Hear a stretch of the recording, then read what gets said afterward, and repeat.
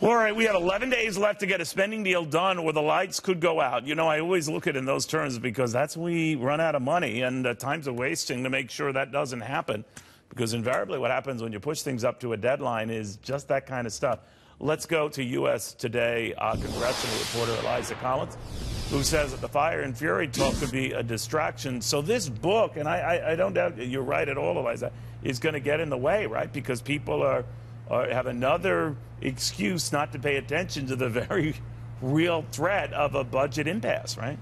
Exactly. It's a lot more fun to talk about gossip at the White House than to talk about a spending deal or raising budget caps. But also, besides the fact that reporters are talking about it, which there's no doubt, every TV show has brought it up, we're writing about it in the paper, but the president is talking about it. President Trump keeps tweeting about it, and every time he denies it, he brings attention to it. So it's not going away, and that's sucking some oxygen away from negotiations to keep the lights on, like you just said. Why does he do this, though? You know, I understand everyone's talking about it, so he feels he might as well weigh in and tweet about it, say that it's wrong, et cetera. He's a smart guy, I understand that.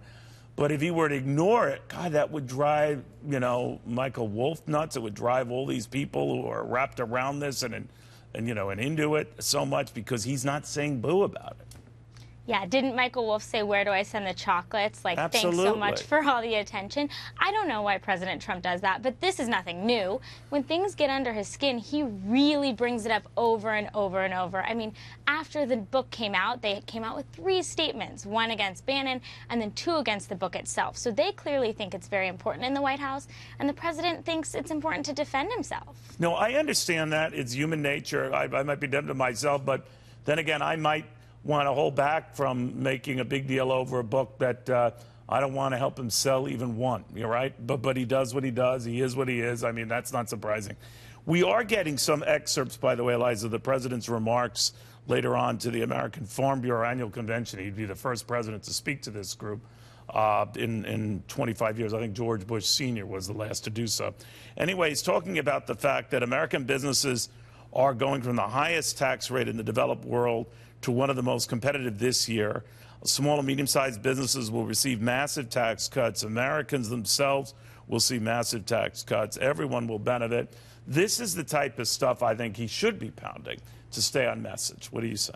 Exactly. They should be going out, fanning out all of their surrogates, talking about the tax bill. It was a major piece of legislation they got accomplished last year. It was just last month. That's what they should be talking about. They should not be talking about fire and fury. And they also probably don't want to be talking about the spending negotiations, the immigration deal, because these are deals that are going to have to be made with Democrats to at least pass the Senate and likely in the House, because conservatives are going to put their foot down on a lot of these deals. So Republicans, if they want to say, look what this party did, they should be pointing at the tax bill.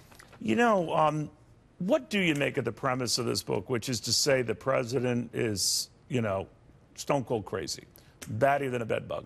To what end does that go? I mean, wouldn't Americans sort of say, wow, that's a little bit of overkill?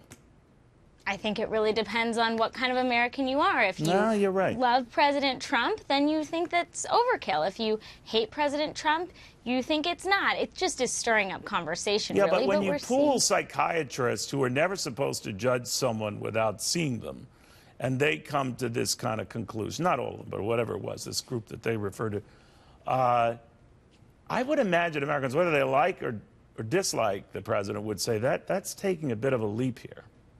Right. I think there's definitely a level of the doctor, the psychiatrist, should know the person they're evaluating. And by the way, I'm talking over you.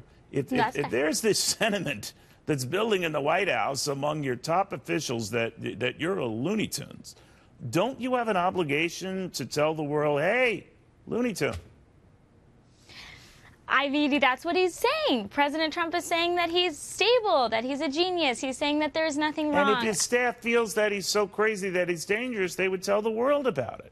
Right, and the staff is out there saying the exact opposite. Exactly. So really, it's just fueling conversation. We're seeing Democrats in Congress say, look, this means that he's crazy, we need to get him out. We're seeing Republicans say this is completely baloney and a distraction. It just depends on sort of what side and how you feel about President Trump. I know. It's like those who say, like, anchors are so cosmetic and into themselves. Eliza, you can't see my hair, but is it out of place? Is it? I guess.